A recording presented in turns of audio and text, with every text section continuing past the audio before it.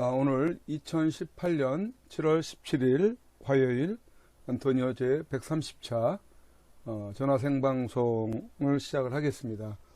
오늘은 특별히 이 제헌절을 맞이하는 그 70주년을 맞이하는 그런 날이 뜻깊은 날이 되겠습니다. 오늘 매우 날씨가 무더운 가운데 또 시내에서는 우리 해리 해리슨 주한미 대사 부임을 환영하는 또 환영 집회도 있었고 또 거기에 다녀온 바가 있습니다. 우리 시청자 중에서 우리 애청자 중에서 논산에 계시는 우리 선한 목자 방송에 누가 있죠? 최창량 목사님 그리고 논산댁 이성희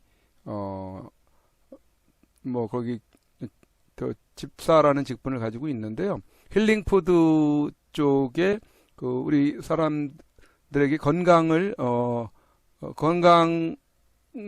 위한 어떤 식품을 가지고 또 그 일을 하시는 분이시거든요. 우리 최창락 목사님과 함께 기독교적인 복음 방송을 하고 계시는데 지난 토요일 날 시청에 나오셔서 집회에 참가를 하시고 또 우리 선구자 방송에 또 1일 리포터로 행진 때에 수고를 해주셨다는 그런 말씀을 좀 드린 바가 있었는데 오늘 방송에 보니까 우리 선구자 방송에 대한 언급이 좀 있으셨더라고요. 그래서 우리 선구자 방송 유튜브 계정에도 올려놨지만은 잠깐 그 부분을 좀 한번 여러분들과 함께 이렇게 좀 여러분들께 소개를 해드리려고 지금 좀 기다리고 있었습니다.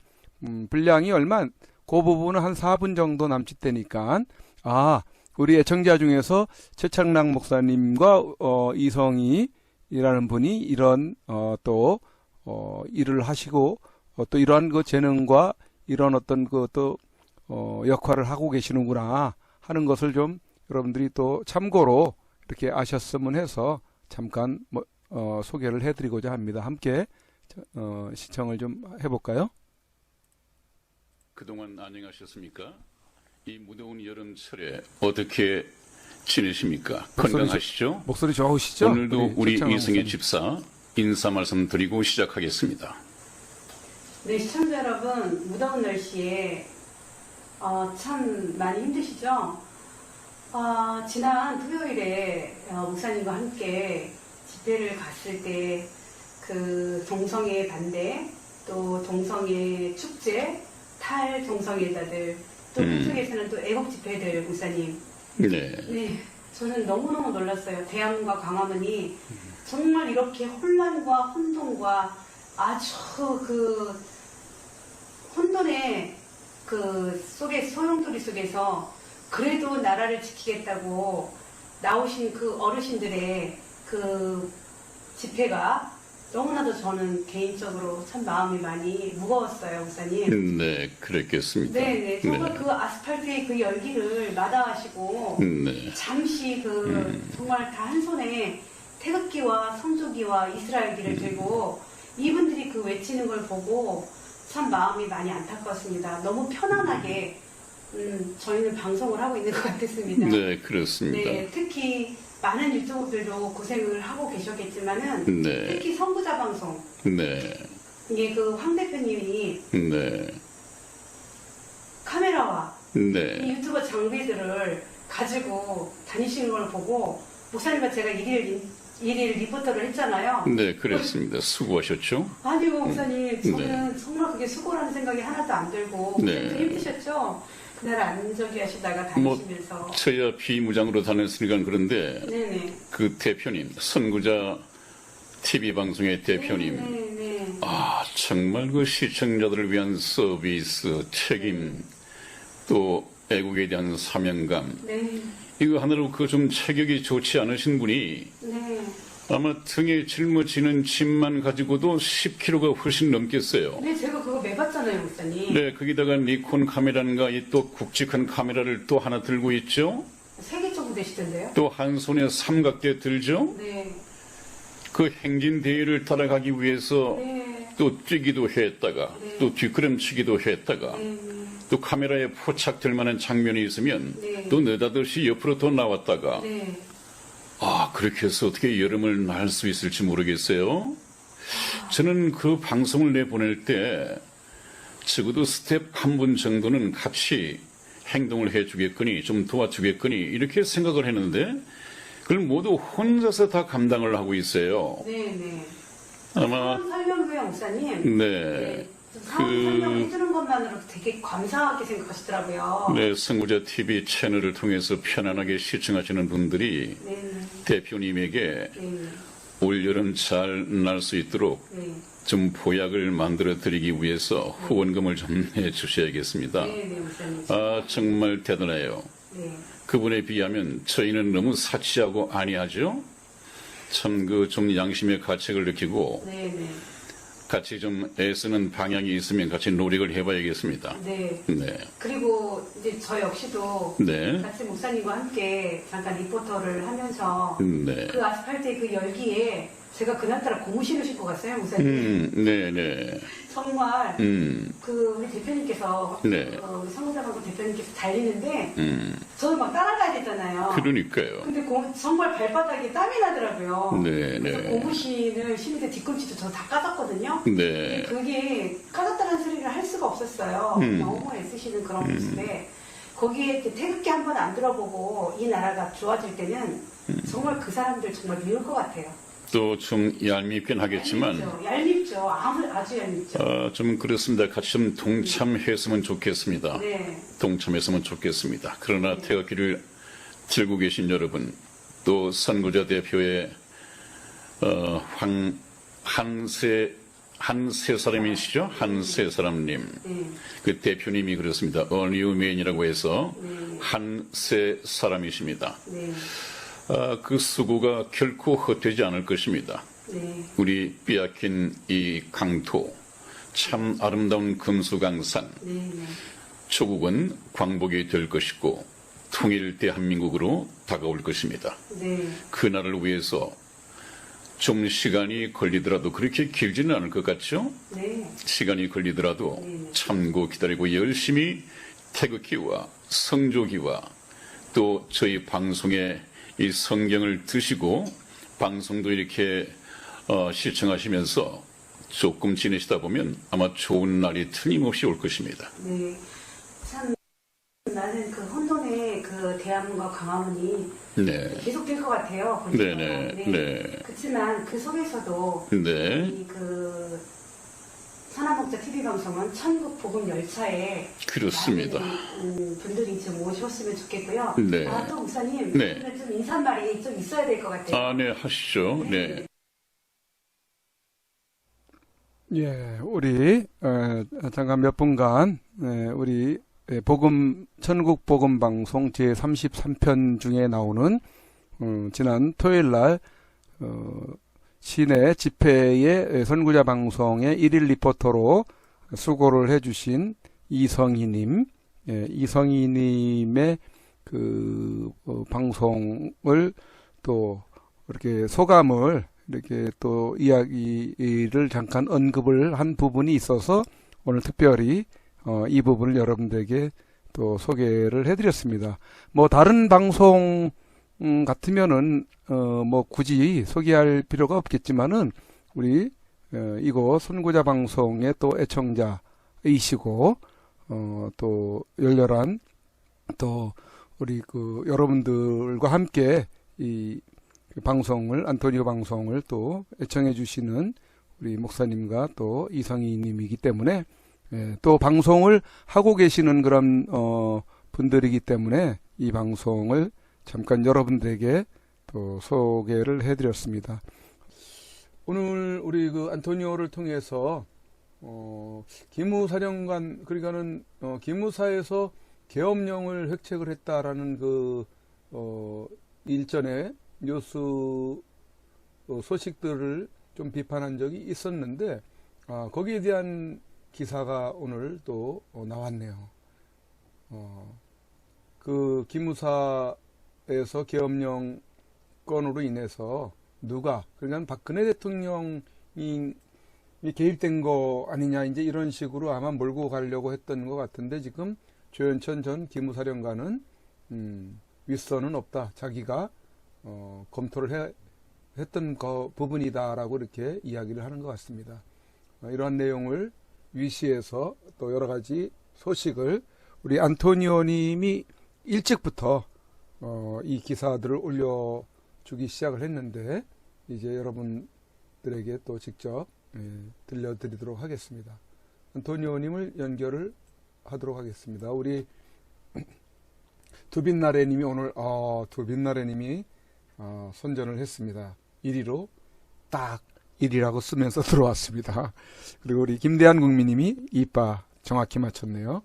그리고 SKY 전님, 이창우님, 허정수 여사님도 오늘 일찍 들어오셨고, 이런 세상에님, 신평한님, 우리 크리스티나 봄님, 핑크로즈님, 블루님, 일찍들 대박이님, 또 선한목자 TV 방송의 최창락 목사님, 고토회복님, 박경린님, 이런 순으로 계속 들어오고 계시네요.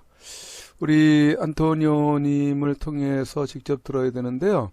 이따가는 우리 선한목자 TV 방송에서 오늘 올린 복음 방송에서는 선구자 방송 이야기를 4분대에서 8분대까지 지난 토요일 날 집회 이렇게 했던 모습들을 언급을 하면서 또 그 수고를 또 평가를 하고 있는 부분이 그 방송 영상 초반에 담겨 있어서 우리 선구자 방송 유튜브 계정에 허락을 받고 올려놨습니다. 조금 전에. 이따 끝나갈 무렵에는 그 부분을 우리 또 안토니오님 전화 방송 끝난 다음에 그 부분을 잠깐 또 소개를 해 드릴까 합니다. 여러분 그렇게 아시고 참고하시면 좋을 것 같습니다. 우리 안토니오님 연결을 하겠습니다. 이 연결은 다른 폰이기 때문에 좀 찾아야 되는데 이제 바로 연결을 합니다. 신호가 가고 있을 겁니다. 지금 안토니오가 지금 9시 방송을 지금 기다리고 있는 상황이기 때문에 지금 바로 받았네요. 여보세요. 안토니오님. 네, 안녕하십니까. 네, 안녕하세요. 네. 아이고, 무더위에 너무 오늘도 참 버지니아에서, 이거보다 더한 날씨 가운데서도 수십 년을 생활을 했기 때문에, 더위와 또 추위엔 강하다고 이렇게 말씀하셨으니까, 안토니오님 걱정할 게 아니라, 우리 시청자들을 좀 걱정해야 될 상황입니다. 이 더운 날씨에 말입니다. 그렇죠. 어저께도 지금 열대야라고 그래서 지금 밤에도 이렇게 그런데 저는 사실 지난 한 20여 년 동안을 자동차 운전을 하고 아무리 35도 돼도 에어컨 안 틀었습니다. 그래요? 또 어떤 사람들은 나보러 저거 크레이지 아니냐, 저거 미친 인간이지, 어떻게 그 삼복도에 어떻게 에어컨도 안 틀고 운전을 하냐고 이렇게 하는 사람들이 많았었는데, 그러게. 자동차를 여름에 그 뜨거운 날씨에 그 엔진이 과열이 되고 그 에어컨을 틀면은 부하가 생기는데, 사실 자동차 고장도 안 나고 배터리가 5년 10년을 타도 배터리가 절대, 다른 사람들은 모두 자동차 그 배터리 있죠? 저는 배터리. 2년 3년이면 막 갈고 그러는데, 나는 전에는 한 10년 정도도 타본 적이 있고요. 에어컨을 사실상 그거 물론 틀고 안락하게 운전하면 좋은데 에어컨을 안 틀고 운전해도 충분히 돼요. 어차피 땀을 흘리는 게 좋거든요, 여름에. 이따 노폐물도 나오는 거고, 물론 제가 체질적으로다가 그 열사병에 호흡이 가쁘다든가 아니면 심장이 어떤 이상 있는 사람들은 안 되겠지만, 나는 그런 경우는 아니기 때문에 저는 에어컨을 안 틀고 다녔습니다. 예. 그 에어컨 안 틀고 그러면 수명이 오래 가는 모양이죠? 엔진 수명도 오래 가고, 배터리가 일단 10년 이상 쓸 수 있고요. 그 다음에 모든 거는 그리고 이제 제가 얘기하지만, 요즘 나오는 차들 보면은 옵션을 걸어갖고, 통풍 시트, 메모리 시트, 별거 다 보고, 그 다음에 그 블랙박스, 별거 다 그거 안에 보면은 모든, 사실, 그 차를 사갖고 타면서 그 평생 한 번도 안 쓸 것도 엄청 많거든요. 네. 배럴이 12V 조그만 거에다가 그런 장치를 다 해놓으면은 그래서 국산차들이 부하가 걸리고 예, 고장 빈도가 많은 이유가 바로 그런 겁니다. 그 차 비해서 자동차는 여름에 그 뜨거운 날씨에 만일 그 에어컨을 갖다 장시간 틀어놓으면 엔진은 그만큼 수명이 멀어진다는 걸 그걸 아셔야 되고요. 언덕길에 있을 때 차 굉장히 부하가 많이 걸리고 가스도 많이 먹고 맞아요. 사실 땀을 흘리는 거 얼마나 좋습니까? 그 땀을 일부러도 흘리는데 네. 우리가 그 운동할 때 막 땀 막 흘리면 얼마나 좋아요. 그렇죠. 땀을 일부러 흘리는데 운전하면서 그 차가운 공기에 아니 물론 그렇게 하라는 게 아니 내 얘기는 내가 뭐 이런 얘기 했다고 해서 뭐 사람들이 다 한국 사람들은 100명이면 100명 다 에어컨 틀어요. 막 하루 종일 틀어. 맞아요. 하루 종일 틀어놓고 막 에어컨 틀어놓고 차 세워놓고 네, 차 불나지. 네. 그 우리나라 차들이 여름에 불나는 이유가 뭔지 알아요? 엔진이 그 과열이 되니까 그 배기 흡기에서 얼마나 뜨겁겠습니까? 그게 막 1000도까지 올라간다고. 벌겋게. 어마어마하네. 그랬을 때 그 열기가 그 라지에타에서 그러니까 부동액이죠, 부동액. 네. 그게 이제 오래되고 그러면은 그게 엔진에 아무리 들어가도 엔진을 식혀줄 수 있는 그런 그 라지에타도 내가 알기로는 아무리 못 갈아도 3년에 한 번씩 갈아야 돼요. 5만 마일, 한국으로는 뭐 한 7만 킬로? 7만 킬로에 한 번씩 갈아야 돼요. 7만에서 5만 킬로에. 그 부동액을.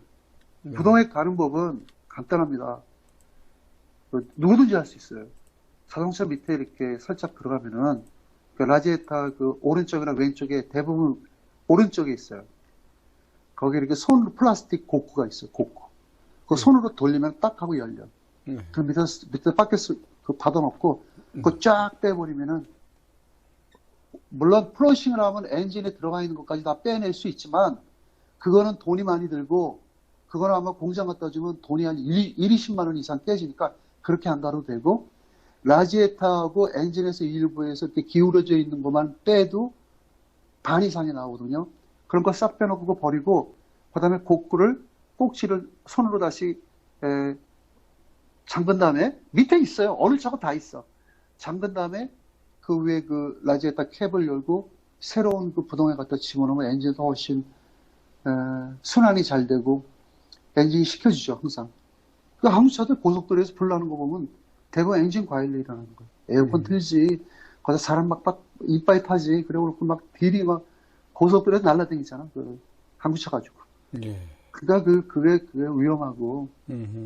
물론 내가 자동차 재원에 대해서 그렇게 얘기하는 게 아니고 어쨌든 그 조그만 그 12V 배럴이 가지고 전기불 켜, 에어컨 켜, 무슨 크루즈 컨트롤 켜, 통풍 시트 켜, 메모리 시트 켜. 그러니 차게 그 배럴이 여기 견뎌납니까? 그게.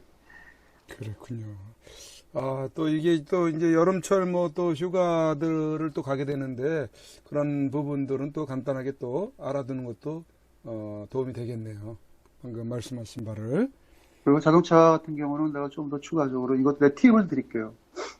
자동차를 딱 사고서 한 4년에서 5년까지는 그냥 4년? 5년?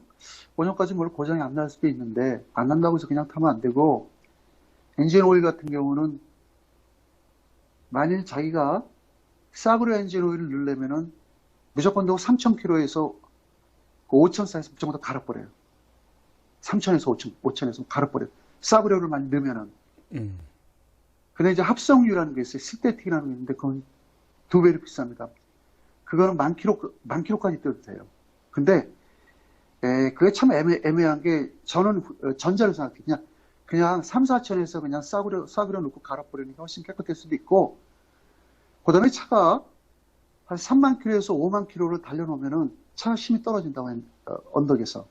그걸 확실히 느껴요.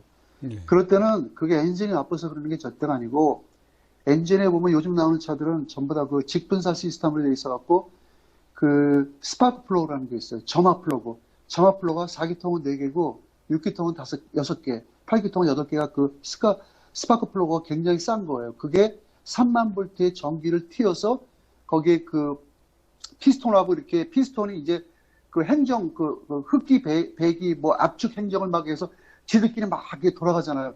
그랬을 때 위에 발브를 쳐갖고 공기하고 휘발유하고 이 폭발을 시켜서 그 3만 볼트의 그 전원이 거기다 불꽃을 쏘면은 공기하고 휘발유가 폭발을 해서 그 피스톤 작동으로 인해서 엔진이 힘이 생기는 거거든요. 근데 이 피스톤이 된다. 이 스파크 플러그가 사람들은 몰라요.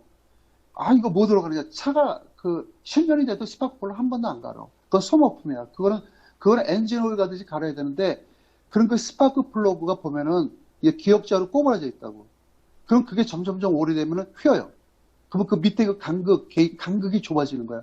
간극이 좁아지면 불꽃이 들뛰고 폭발이 원활하게 일어나지 않아서 차가 힘이 없는 거예요. 네. 그러면은 그렇게 힘이 안 나가는 차를 갖다 놓고, 내 차가 그렇게 힘이 나. 그래가지고 말고, 그걸 빼서 스파크 플러그는 자가로 충분히 갈 수 있어요. 싹 바꿔주면 처음에 차 살 때, 그 신차 살 때 그때 차 시동을 하고 나갈 때 그때하고 똑같이 날아가요. 차. 똑같아져. 그러니까 스파크 플러그는 내가 알기로는 아무리 못 갈아도 5만 킬로. 그리고 좀 그런 걸 좋아하는 사람들은 3만 킬로에 한 번씩 갈아주면은 스파크 플러그 싸요. 그 한 개에 5,000원에서 10,000원도 안 돼. 네. 내가 5,000원밖에 안 해, 한 개에. 5,000원? 한 3,000원? 3,000원, 5,000원. 그거 갈아주면 차가 날아가요. 아, 그 간단한 거 가지고도 그렇게 차의 성능을 굉장히 좋게 사용할 수가 있는데 그걸 몰라서. 스파크 플러그는 간단한 게 아니죠. 엔진에서 아니, 그러니까 네. 가격이 저렴한 거 하나만 갈아줘도 그런 어떤 개선되는 부분이 크다는 얘기죠. 그거 사기통짜리는 4개 다 갈고, 그 다음에, 그 에어클리너 필터. 그러니까 그 공기를 밖에서, 자동차가 가려면은 공기가 있어야 돼요, 공기가. 예. 공기가 밖에서 들어와가지고, 그 에어클리너로 들어가서 실린더 안으로 집어넣는 거잖아요. 그럼 거기 필터가 있다고. 그냥 바깥에 공기가 바로 들어오면은, 예. 흙먼지, 별거 뭐, 그냥 다 들어가고 엔진이 망가지잖아. 그렇죠. 그래서 거기다 필터를 낀다고, 필터. 네. 필터도 빼보면은 막 시커멓다고. 근데 그것도 어떤 사람들은, 요즘은 그 공장에 가면은 그 필터까지 다 바꿔주니까 상관없는데, 이제 그런 것도 자주 바꿔주고, 그 다음에, 제일 중요한 거는, 휘발유도 굉장히 중요해요. 저는 지금 휘발유 차만 갖고 얘기하는 거예요. 가솔린 차만 갖고. 저는 디젤 차는 상대를 안 해요. 대한민국 디젤 차 같은 경우는 거기는 그 스파크 플러그가 있는 게 아니고 예열 플러그라는 게 있어요. 젓가락처럼 길게 되고 꼬챙이처럼 된 건데 그것도 내가 알기로 한 5만 킬로나 3만 킬로에서 빼서 다 바꿔줘야 돼. 근데 그걸 아무나 못 빼요. 그 디젤 차는 그걸 빼려고 그러면은 그 디젤 차 같은 경우는 안에서 카본 이런 게 쌓여가지고 그게 눌어붙어 버려요. 그게 똑 부러지면은 내가 빼다가 만약 똑 부러지면 공장에 끌고 가야 되거든요. 네. 그걸 끌고 가면 거기서 드릴로다 그걸 갈아갖고 빼낸다고. 그거 50만 원 달라고 그래요. 50만 원. 디젤차 그렇게 해갖고 그 많은 사람들이 돈 들이는 사람 많고요. 디젤차를 타신 분이 있다 그러면은 내가 얘기해 줄게요. 예열 플러그라는 게 있어요. 예열 플러그. 그것도 안 비싸요. 그거 공장에 가서 3만 킬로에 한 번씩 갈아줘야 그거 안 눌어붙어요. 만약에 3만 킬로가 넘으면은 예열 플러그가 그 실린더 병 안에 박혀가지고 그게 눌어붙어 버려요. 그럼 공장에 갖고 가면 뭐라고 시동을. 그럼 그게 왜 그러냐? 겨울에 거기서 열을 내갖고 차를 뜨겁게 해서 시동을 걸리게 하는 거거든요. 디젤은. 네. 디젤은 이제 굉장히 가솔린보다 좀 다르기 때문에 그러면 이제 시동이 안 걸리면 공장에 간다고. 왜 차가 이렇게 시동이 안 걸리죠? 디젤 차도 겨울에 시동 안 걸려요. 그럼 냄새나고. 그럼 가면 그 공장에 엔진씨들이 그런다고. 이거 큰일 났다고. 내가 이거 빼보려고 그러지만 만약 이거 부러지면요. 이거 공인비 한 30만원에서 50만원 줘야 된다고. 50만원 줘야 돼. 걔네들이 만들어 놓은 거예요, 그건. 그 가격은. 디젤 굉장히 까다롭고, 요즘 한국 차들 전부 다 다운사이징 해갖고 2000cc 그 상태에서 터보차지 해가지고요. 터보차지가 뭐냐면은, 과극기예요, 과극기.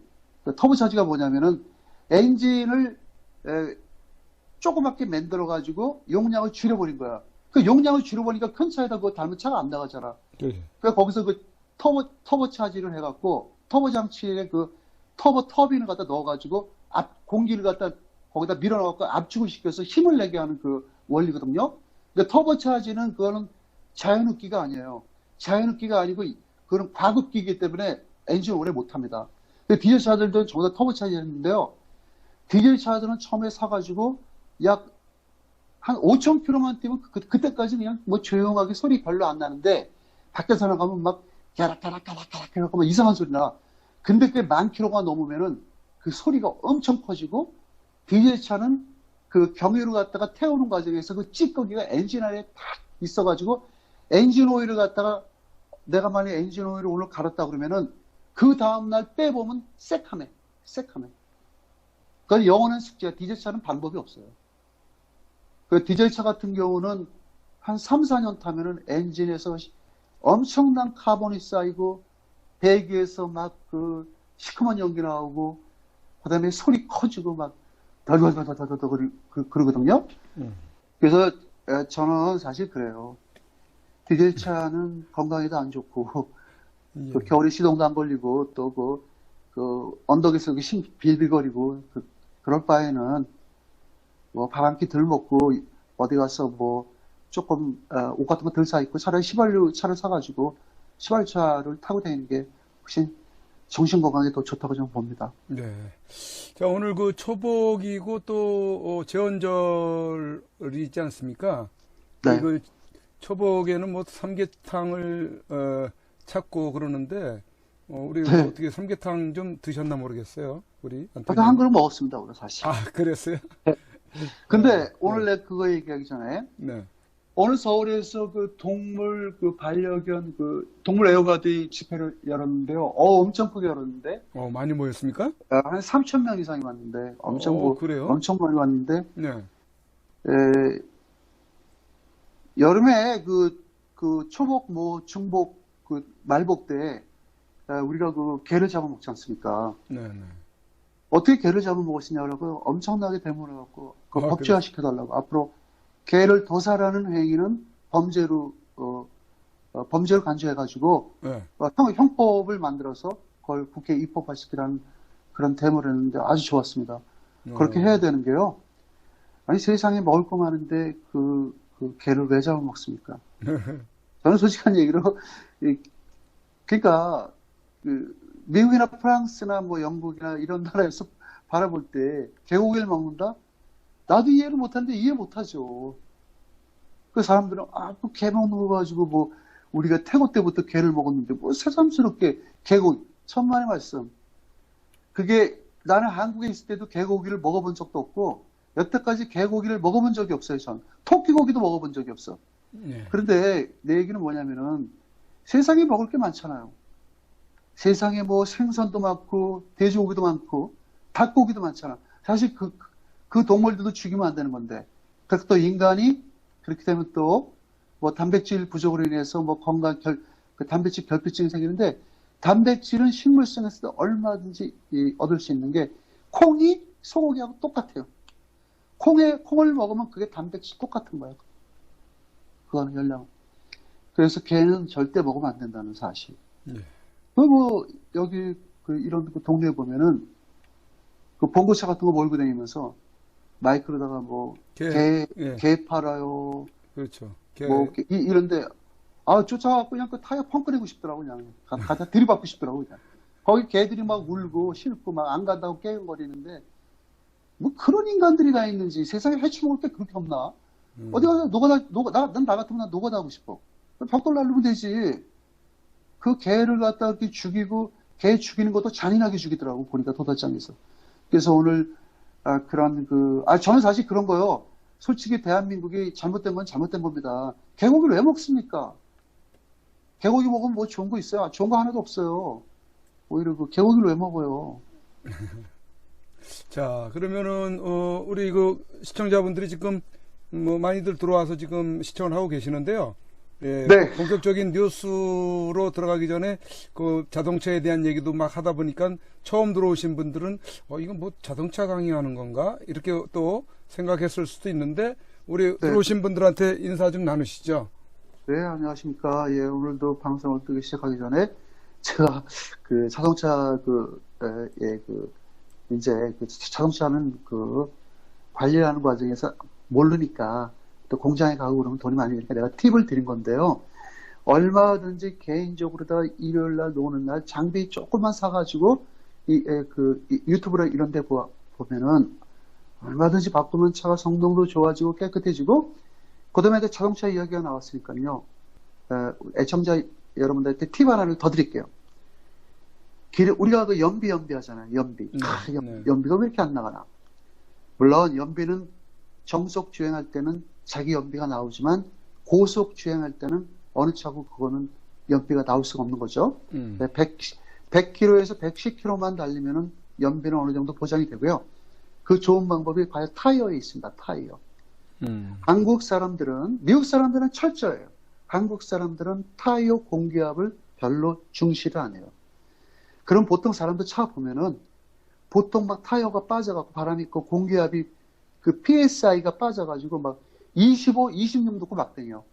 근데 그게 공장에서 나오는 그 제조사에서 나오는 그 PSI 기준이 35에서 36을 넣으라고 나와 있거든요. 근데 그렇게 넣어도 돼요. 35에서 36을 넣게 되면 어떤 현상이 일어나냐면은 짐을 싣거나 사람이 많이 타면 타이어가 찌그러져요. 팍 주저앉아갖고 바람이 많이 빠진 것처럼 보여요. 타이어의 공기압은 40을 넣어야 됩니다. 40. 그건 미국의 그 교통안전 거기 센터에서도 실험을 한 결과 저도 36 넣고 다니다가 40을 넣고 나서 40을 넣게 되면 차가 고속 주행할 때 옆으로 삐뚤리지 않고 차에 대한 그런 소음도 없고요. 그리고 또 한 가지 문제는 뭐냐면 바람이 지으면은 아무리 새 타이어를 껴도 5년 탈 거 1년에 다 달아버려요. 1년에 다 달아버려요. 네. 그리고 펑크가 날 수도 있고 돌 같은 거 치면 펑크 날 수 있고 특히 여름 같은 경우에는 만일 적정 공기압이 모자랐을 경우에는 상당히 차가 좀 울렁거리는 그런 현상도 있고요. 타이어 공기압을 40을 넣으면은 아무 이상 없고 그 40 넣어놓으면은 6개월까지는 타이어 공기압 걱정 안 해도 되고요. 타이어 공기압은 every 그러니까 2달에 한 번씩은 공기압 체킹을 해야 돼요. 무조건 되고. 네. 무조건 되고. 그 게이지 한 5,000원만 주면은 그 게이지 꼭지에 딱 누르면은 내 차가 얼마에 들어가 있는 거, 그 여자들도 다 할 수 있어요. 그 무지하게 쉬워요. 그거 다 할 수 있고, 그렇게 하고, 그래서 내가 그 팁을 준 겁니다. 예. 네. 오늘 그 본론으로 들어가세요. 내가, 뉴스를 오늘 전해드리겠습니다. 네. 그래서 자동차 그거 도움 될 거예요. 글쎄, 그거는 예, 좋은 팁이 되는 것 같으네요. 네.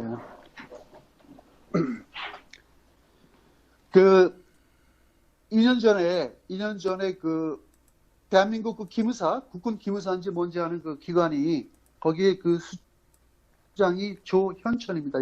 조현천? 네. 그 사람 계급이 아마 내가 볼 땐 그 당시에 소장했을 거예요. 조현천이라는 사람이 지금 현재 미국의 LA에 있습니다. 가족들하고 다 같이 있다고 그런 얘기를, 하던데요.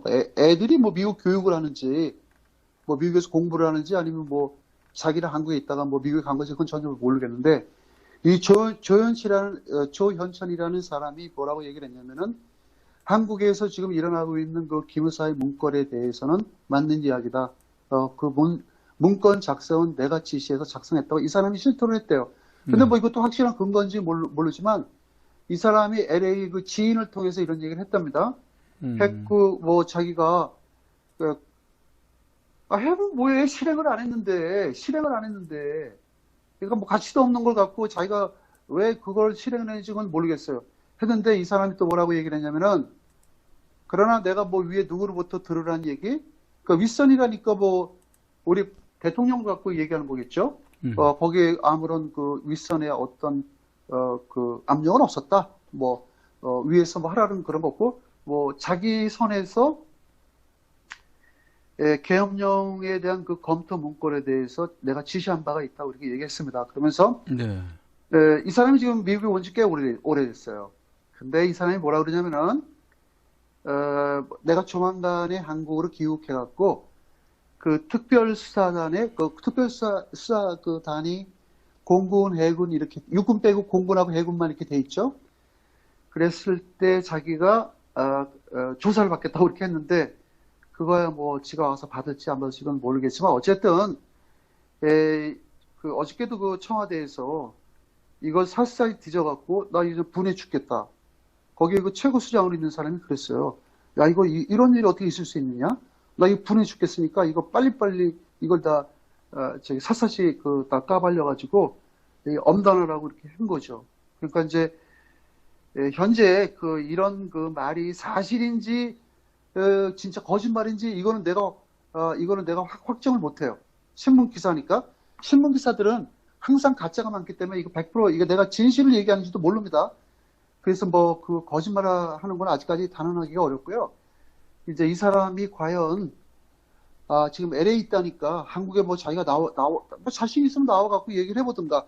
그러나 이 사람은 굉장히 불리합니다. 왜 그러냐면은 계엄령을 만약 하라고 선포를 했다면은 어쨌든 정당한 거예요. 저는 이게 정당하다고 생각을 합니다. 왜냐면은 국가가 그런 국가의 언레스트, 국내 소요가 일어났을 경우에 촛불 집회가 소요잖아요. 국내 소요죠. 소요 사태잖아요. 소요 사태. 소요 사태가 일어났을 때 일단 그걸 막아야 됩니다. 막아야 됐을 경우에 걔네들은 완전히 우리 박근혜 대통령을 갖다가 완전히 몰아내려고 한 집회이기 때문에 그건 완전히 막아야죠. 그러면 조현철이는 지금 왜 불리하냐면은 조현철이는 불리해요. 왜 그러냐면은 자기가 인정을 했잖아요. 안 하고 해도 왜 내가 이런 얘기를 하냐면은 이게 민주정부 같으면은 그냥 뭐 흐지부지 되고 그럴 수도 있겠다 하지만 지금 상대가 누굽니까? 좌파 정권이잖아요. 좌파 정권에서 가만 놔두겠어요? 조현철이가 만약에 자기가 입으로 이걸 벌었다면은 조현철이는 바로 형무소로 가는 거죠. 재판 받을 것도 없고. 자기가 인정을 했잖아요. 계엄령 지시를 내가 했다고. 실행을 안 했지만 문건 지시는 내가 했다. 그러니까 이제 저도 모르겠어요. 아니, 병신이지. 그걸 뭐 초안을 왜 만들어? 하지도 못할 짓을 왜 해? 하지도 못할 짓을. 수많은 사람들이 계엄령 선포하고 수많은 사람들이 그 당시에 그랬어요. 국군 기무사가 뭐 하는 데는 모르겠지만 이제 와서 이런 거 가지고 뭐 파헤치는 사람들도 그렇고 내가 지시했다는 사람들도 그렇고 글쎄 모르겠습니다. 어쨌든 뭐 조만간에 한국으로 가든 뭐 어디로 가든 뭐 가서 뭐 본인이 알아서 하겠죠. 본인이. 우리가 도와줄 게 하나도 없어요. 이 사람한테는. 도와줄 뭐 그런 의무도 없고요. 도와줄 소리가 될 일도 아니고 우리가 좋은 천 잡아놓지 마라 이렇게 해도 될 일도 아니고 그렇게 할 필요도 없다고 저는 생각합니다. 네.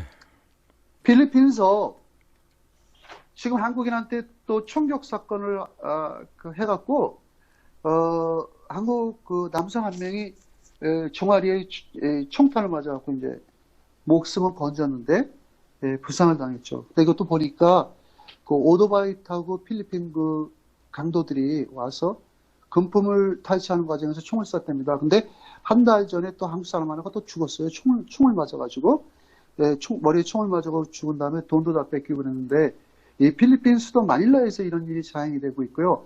필리핀 같은 경우는 그런 외국에서 밀 무기들이 많이 성행을 해요. 간단한 소총 같은 것들이 많이 범람을 하고 또 필리핀 같은 경우는 이런 ISIS라든가 그런 테러 집단들하고 연계가 됐기 때문에 그런 국경에서 그런 총기가 많이 밀수입이 됩니다. 그러니까 뭐 그런 암시장 같은 데 가면은 내가 돈만 있으면 얼마든지 총을 살 수 있고 한국 사람들은 아마 총 다 갖고 있을 거예요. 근데 이렇게 한 달이 멀다 이렇게 한국 사람들을 마구 죽이는데 그 죽이는 이유는 딱 한 가지랍니다. 한국 사람들은 우리나라에 왔을 때 엄청난 돈을 갖고 온다. 엄청난 돈을 갖고 오죠. 필리핀 사람도 월급 한 달에 50불도 안 돼요. 자국에서. 네. 한국 돈을 5만 원도 안 돼. 근데 그런 거 갖고 먹고 사는 거야. 근데 우리나라 사람들은 필리핀 같은 데 여행 갈 때 아무리 못 갖고 가도 100만 원은 갖고 가잖아. 그렇죠? 네. 100만 원 갖고 갈 거 아니야. 아무리 못 갖고 가도. 그렇죠. 뭐 100만 원 갖고 가야 필리핀에서 엄청 쓰겠지. 얘네들이 만약 권총으로 다 들이대고 주머니에서 만약 50만 원이나 100만 원이 나왔을 때는 얘네들한테는 엄청난 큰 돈이에요. 그러니까 한국 사람들은 그걸 안 뺏기려고 그러잖아. 네. 실갱이하는 과정에서 강도들은 무조건 또 총을 난사를 해요.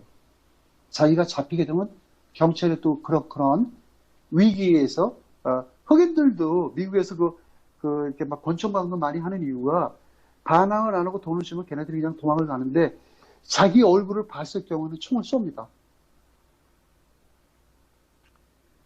그래서 이제 이 사람도 택시에 타고 나서 그 오토바이들이 택시를 쫓아왔대요. 그래가지고 총들을 쏘면 그래서 뭐 금품을 도난다고 총을 맞았는데 필리핀으로다 그 관광이라든가 태국 이런 데 가는 건 좀 자제를 하십시오.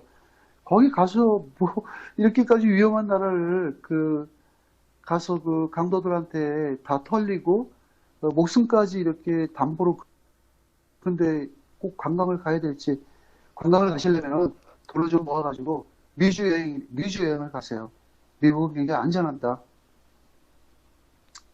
그래서 제가 이제 총기로다가 그런 강도들이 한국인을 갖다 무자비하게 금품을 털기 위해서 이렇게 난사한다는 것에 대해서 굉장히 필리핀이 위험한 도시라는 것. 필리핀은 위험할 수밖에 없는 게 대통령이라는 작자도 깡패예요. 그 대통령이라는 작자도 살인범이었어요. 살인범. 그 작자도 살인범이었어요. 사람 200명 죽였답니다. 자기가 과거에 형사했을 때. 자기는 강도를 잡아도 무조건 다 사살해버린대요. 그 자랑으로 삼는 인간입니다. 그리고 그 필리핀의 그 대통령이 마약 사범을 갖다 잡히는 대로 죽여라갖고 4,500명을 사살했답니다. 그게 나랍니까? 필리핀 가지 마시고, 정 가고 싶은 사람들은 돈을 갖다 조금 갖고 가든지, 뭐, 어떻게든지 해서 그렇게 가고. 미국이, 이제, 지난 이란하고 핵협정 파기로 인해서 이란이 미국한테 공격을 했죠. 그럼 우리는 석유 공급을 중단하거나 제한하겠다. 그럼 왜 걔네들 왜 석유 공급을 중단하느냐? 이제 미국한테 힘들게 하는 거죠. 그럼 그렇게 되면 국제 유가가 오르겠죠. 그러면은 많은 약소 국가들, 석유가 안 나는 나라들은 비싼 돈으로 다 원유를 공급을 받아서 자국에다 휘발유를 정제를 했을 때 우리나라 같은 경우도 엄청 비싸잖아요. 전 세계에서 가장 비싼 나라가 대한민국. 그것도 리터당 지금 막 700원에 막 육박하죠. 그런 가격이 없어요. 4리터에 2,000원 하면 그래도 모르겠다. 4리터에 2,000원도 사실 그것도 이렇게 어쨌든 이란이 그렇게 나왔는데 이제 본페오 장관이 이런 얘기를 했습니다. 이란의 그런 엄포에도 불구하고 우리 이란을 강력하게 설득을 시키든 강압적이 됐든 간에 이란으로부터의 그 원활한 석유를 공급하기 위해서 우리가 노력을 하고 이렇게 이란한테 석유를 그 수많은 전 세계 국가들한테 자유롭게 공급할 수 있게끔 하기 위해서 우리가 노력을 하고 있고 이란한테 거기에 따른 필요하면 압력을 가한다고 이렇게 얘기했고요. 이란한테 또 이렇게 얘기했습니다. 너네들하고 우리들하고 이거 핵 협정 파기는 석유하고는 별개다. 그러니까 그렇게 석유를 갖고 그렇게 비겁하게 그렇게 하지 말라는 그런 메시지를 보낸 거죠. 이란한테. 그러니까 이란이 오페크 회원국 두 번째 국가인데 이란에서만이 증산을 안 하면 석유값이 올라버리죠. 해럴당. 그렇죠. 그렇게 되면 또 우리나라 같은 경우는 2천까지 갈 수도 있죠. 네, 맞습니다. 우리 대한민국은 지금 가장 큰 문제가 뭐냐면은 국회의원들이나 저런 사람들 그렇게 도둑질하는 돈 맞고 왜 국민들의 혈세를 갖다 이렇게 낭비하면 왜 전 세계가 그렇게 싼 값에 석유를 공급받는데 왜 우리나라 같은 경우는 왜 이렇게 1,500원, 1,600원을 그것도 갤런도 아니고 리터당 받아야 되는지 저는 솔직히 굉장히 저는 불만스럽습니다. 솔직한 얘기로. 대한민국만 그래요. 북한도 1리터에 1유로라는데 1유로를 해봤자 한 1,000원? 북한은 우리보다 쌉니다. 석유값이. 그렇게 초급 목표하고 밥도 굶는 나라가 1리터당 1,000원 언저리 이렇게 도는데 왜 대한민국은 왜 1,600원씩까지 받아야 되는지 전 이해 못합니다. 중국이 그 미국과 그런 관세 부과 전쟁으로 인해 갖고요. 네. 금년도 그 중국의 경기 부양이 지수가 굉장히 내려앉고 중국 자국 내 그 공장 생산량이 현저하게 줄었답니다. 제가 어저께도 그런 얘기를 했잖아요. 네. 만일 그런 중국이 25%의 관세를 맞았을 경우에 중국의 생산 원가가 가격이 상승해서 아마 중국의 그 중소기업들이 도관할 것이다라고 제가 그런 방송을 했죠. 오늘 네. 거기에 대한 거 나오잖아요. 그러게요. 국내 공장 생산량의 물건이 줄었답니다. 그리고 그렇게 물건이 줄고 관세를 매기고 모든 물가가 오르다 보니까 국민들이 소비 심리도 위축이 됐대요, 중국이. 그래갖고 경제 위기에 경고를 받았답니다, 중국이. 그 중국은 올해 경제 그 성장이 66.7%로 둔화됐고요. 최근에 2년 전과 다른 아주 매우 경제적 위기를 맞고 있답니다. 네. 잘 됐네요. 아주 잘 된 거죠. 아, 예. 그 트럼프 대통령이 굉장히 훌륭한 사람이지. 중국이 밉잖아요. 그렇죠. 중국이 저렇게 회방 놓고 그러는데, 맘 같아서는 진짜 그 중국 앞바다에다가 진짜 갖다 놓고서, 진짜 막 폭격을 하고 싶은 마음인데, 그렇게 할 수는 없고, 폭격보다 더 무서운 그 무역제재. 무역제재는 무섭죠. 이거 진짜 중국은 지금 아마 굉장히 지금 아마, 그 엄청난 지금 시련이 있을 겁니다. 중국에 또 실업자가 생기면 또 폭동까지, 제가 중국에 폭동 좀 일어났으면 좋겠어요. 국내 문제가 되죠. 공개 문제가 되죠. 네. 실업자를 양산하고 그렇게 해서 소수민족들이 이제 서로 독립하는 그런 현상을 빚을 수도 있고요. 근데 이게 사실 이게 계속 올해도 그렇고 내년까지 계속 미국하고 이런 끝없는 이런 무역 분쟁이 일어나면은 중국은 결국은 그 과거 소련처럼 그 체제가 분리될 수도 있다는 거예요. 그런 것도 올 수가 있다는 거죠. 중국이 그 국가가 존립을 하게 되면은 국제법을 준수를 해야 돼요. 중국은 왜 실수를 했냐면은 막 떼돈을 버니까 이네들의 그 마음은 세계를 평정하고 싶은 그런 야욕이 생긴 거예요. 대국으로서. 자기네들이 자칭 대국이라고 그러니까. 그러니까 군비를 증강시켰고, 그 다음에 국제 무대에서 그 약소 국가들한테 지원을 했어요. 그럼 약소 국가들이 지원을 뭐냐면은 이름도 없는 나라들. 거기다 학교 지어주고, 그 다음에 뭐 이런 물소 같은 거 개량해주고, 그런 그 인프라를 조금 해주다 보니까 그게 이제 왜 그렇게 했냐면은 중국이 국제사회에서 어떤 두각을 나타낼 때 중국의 지지표를 받기 위해서 그래들이 그런 약소 국가에다가 투자를 한 거죠. 그 중국은 또 반대로 대미 항쟁을 위해서는 자기네들이 힘이 딸리니까 그런 미국한테 그 강력한 대미 항쟁을 하려면 자기네들이 국력이 신장이 되잖아요. 국력 신장을 하기 위해서 돈을 많이 벌었죠. 중국은 이제 엄청난 대국이었었죠. 진짜 그 경제 2위 대국이었었지 않습니까? 근데 그게 지금 무너지게 된 거예요. 무너졌는데 지금 중국이 앞으로 이게 계속 이런 추세로 나간다고 그러면은 중국은 진짜 더 심하게 이야기하면은 국내에 진짜 소요 사태가 일어날 수 있다고 저는 봅니다. 그래서 바로 이어서 그 아시아 그 마켓에 대해서 이제 나온 게 있는데요. 그 아시아 마켓에 대해서 중국이 미국과 그런 무역 전쟁으로 인해 가지고 중국의 주가가 지금 하락을 하고 있답니다. 중국의 주가가. 중국의 주가는 하락을 안 하죠. 왜냐하면은 중국의 그 경제 구도가 탄탄하니까 아무래도 대미 수출의 그 영향이 크잖아요. 그러다 보니까 홍콩의 그 주가도 막 중국이 막 완전히 막 하락하고 있고요. 반면에 일본의 엔이 강세를 보이고 있어요. 지금 일본의 엔이. 일본은 좋으겠어요. 진짜. 일본 엔이 강세를 보이고 있어갖고 지금 현재 중국 경제가 무너지는 소리가 나고 있답니다. 지금. 주가가 하락하니까. 그 중국 주식 사놓은 사람들은 아마 많은 그 피해를 볼 수 있다고 저는 생각합니다. 사실 중국이라는 나라는 거품이 그 버블 현상이 많은 나라거든요. 걔네들은 그 버블 현상으로 인해서 지금 여태까지 그 자칭 강국이라는 그 이미지를 갖고 지금까지 이렇게 이어왔지만 미국이라는 나라한테 그런 보호 무역을 하는 과정에서 정당한 절차와 그런 그 불법적인 그 무역만 안 했더라도 미국한테 많은 그 교역량을 자기네들이 얻어서 그 원활하게 물건을 갖다가 수출을 해서 많은 돈을 이익을 창출할 수가 있었는데 중국은 욕심이 크다 보니까 미국 그 국내 그 기업들의 그 간첩들, 스파이들을 보내갖고 그 미국에 있는 지적 재산을 훔쳐낸 결과가 오늘 이렇게 초래가 된 거예요. 훔쳐내서 기술은 축적했지만 그 축적된 기술 갖고 만든 물건들을 팔아먹을 수가 더 이상 없는 겁니다. 그럼 제가 여기서 좀 설명을 드릴게요. 중국의 그 유명한 그 전자회사들, 우리나라 삼성하고 똑같은 회사들이에요. LG하고. ZTE, 뭐, 화웨이, 뭐 이런 중국에도 한 열 몇 개의 그런 전자회사가 있는데요. 이런 회사들이 만든 물품이 미국에 들어오질 못해요.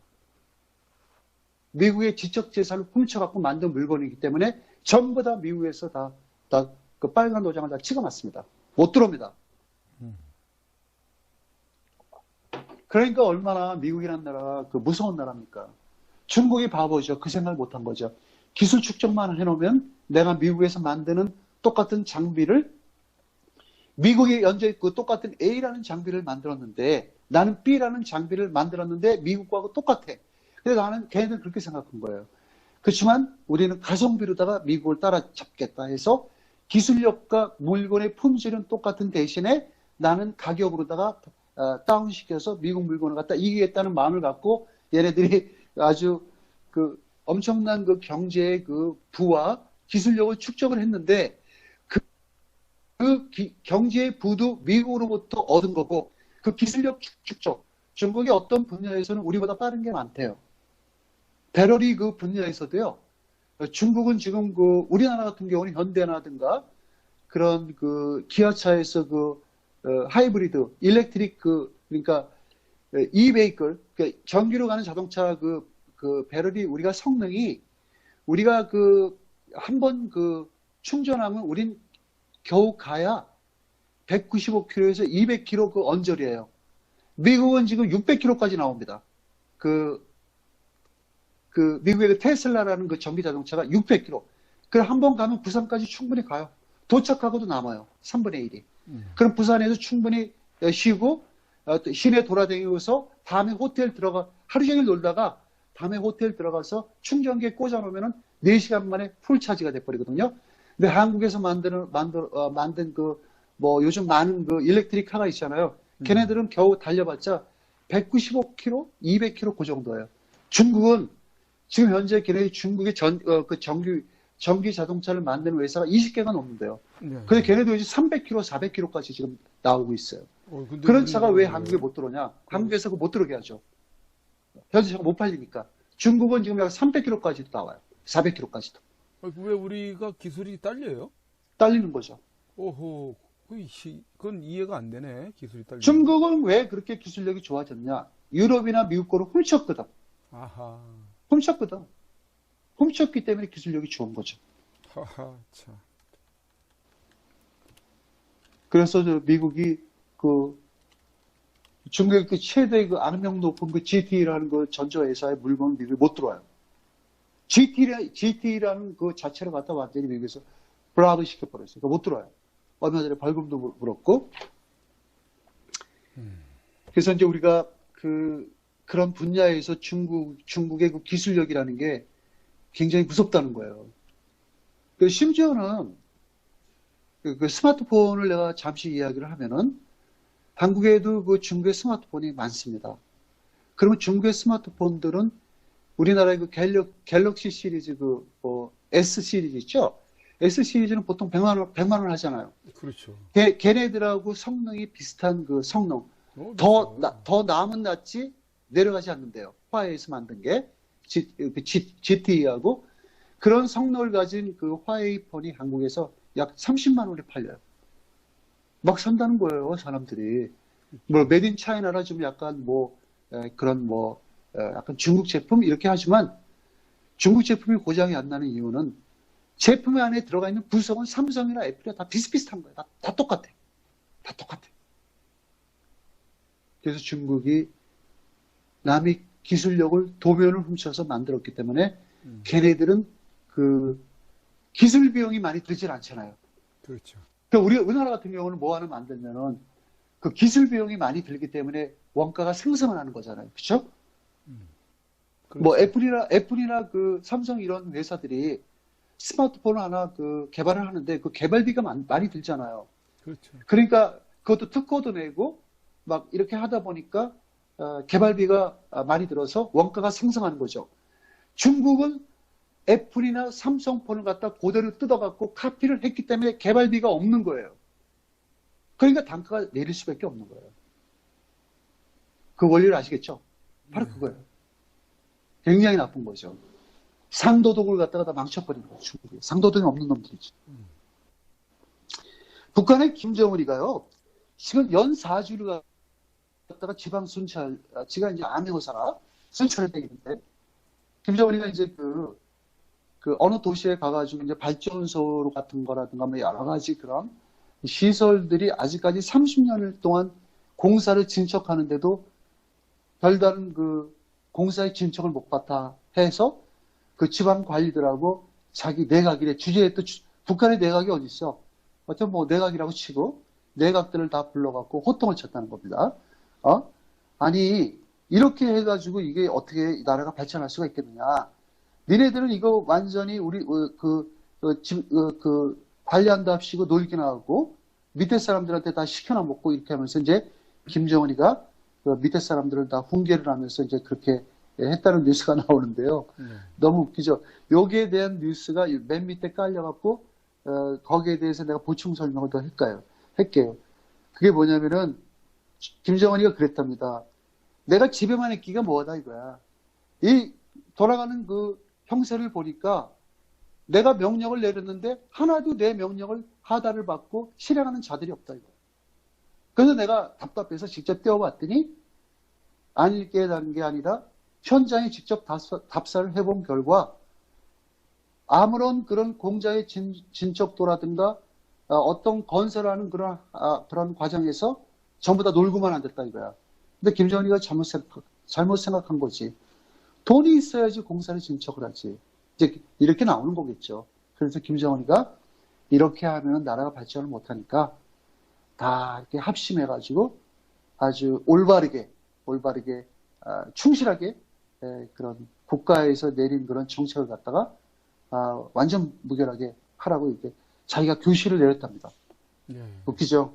그렇죠. 굉장히 웃기죠? 그러게 말입니다. 너무너무 웃기는 거죠, 한마디로.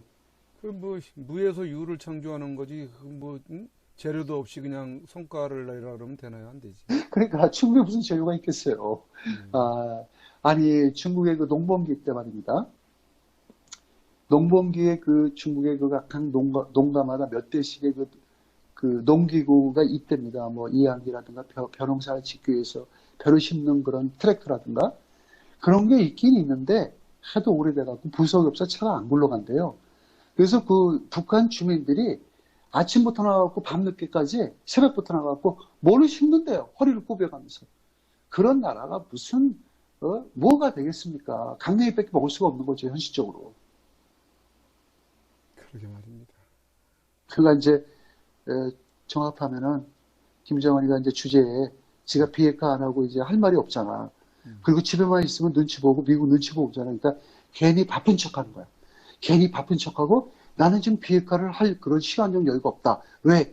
나는 지금 우리나라를 강성대국으로 건설하기 위해서 나는 불철주야 이렇게 뛰어 돌아다니기 때문에 야 미국 너네들하고 지금 비핵화에 대해서 의논할 지금 시간적 여유가 없어. 이렇게 지는 이제 하는 거죠.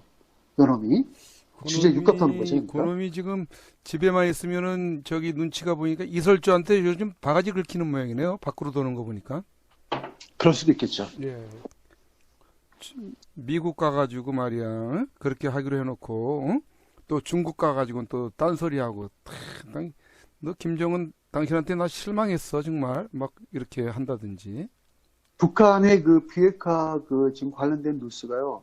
지금 5일째 없습니다. 내가 지금 그 날짜를 5일째, 오늘 적어놓으세요. 5일째 없습니다. 5일째 없습니다.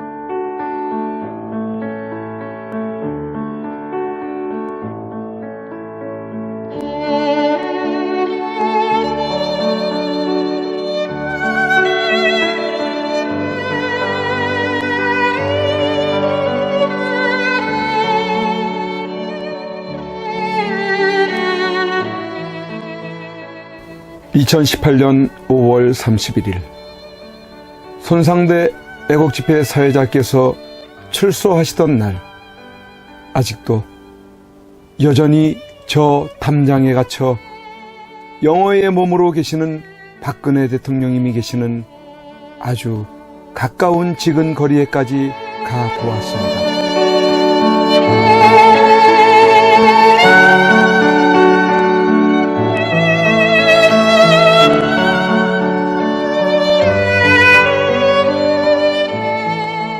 이런 곳에서 박정희 대통령님의 딸이자 아무 죄 없이 탄핵당하고 유린당해 감옥에 1년을 넘게 갇혀 고생을 하고 계시는 박근혜 대통령께서 계시는 곳이란 말이던가.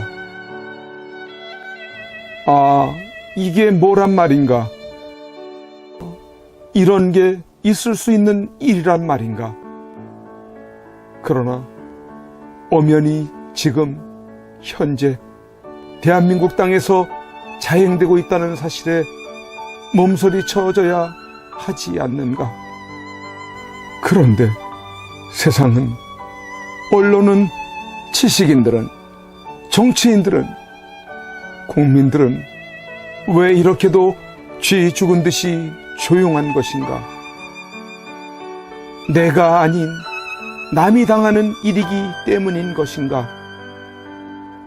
아, 대통령께서는 저곳에서 1년이 넘는 긴 시간 동안 과연 무엇을 생각하고 계셨을까? 지난날 청와대에 계실 때 함께 곁에 서 있었던 배신자들이 누구인지를 아시고 분을 사귀지 못하고 계실까? 아니면 자신으로 인해 대한민국이 너무 무너져가고 있는 것을 염려하고 계실까? 우리 국민들은 바란다. 부디 대통령님께서 강한 정신력으로 버티시고 건강을 유지하셔서 반드시 복귀하시고 형편없이 무너지고 부패하고 비리 공화국이 되어버리고 빨갱이들로 점령되어버린 이 땅을 기경하여 다시 씨를 뿌리고 옥토로 만들어 다음 통일한국을 일구어갈 나라로 만들어 주기를. 왜냐하면 박근혜 대통령님만큼 깨끗하여 믿을 만한 사람이 없기에.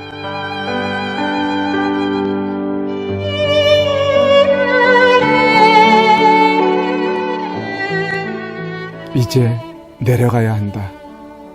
내려가기 전에 대통령님께 이렇게 외쳐본다. 박근혜 대통령님! 옥체를 보존하십시오!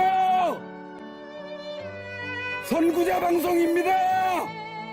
보내드리는 엽서를 통해서 힘을 내시고 대통령님의 결백이 밝혀질 것입니다! 멀지 않았습니다! 더 꿋꿋이 버텨주시고 많은 국민들을 통해서 많은 엽서를, 더 많은 편지를 보내드리도록 그렇게 힘쓰겠습니다. 건강을 지켜주세요.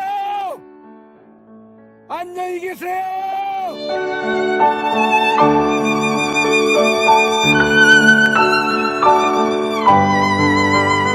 오늘 손상대 사회자께서 출소하시면서 여러분들이 보내주신 서신으로 인해 힘을 얻을 수 있으셨다고 하셨습니다. 여러분들의 그 용기와 또 편지나 아니면 적기를 통해서 우리에게 힘을 주셔서 오늘 이렇게 하늘을 처음 보는 것 같습니다. 이제 박근혜 대통령님과 남아 계신 분들이 힘과 용기를 얻으실 수 있도록 엽서 보내기와 편지 보내기에 더욱 동참해 주시지 않으시겠습니까?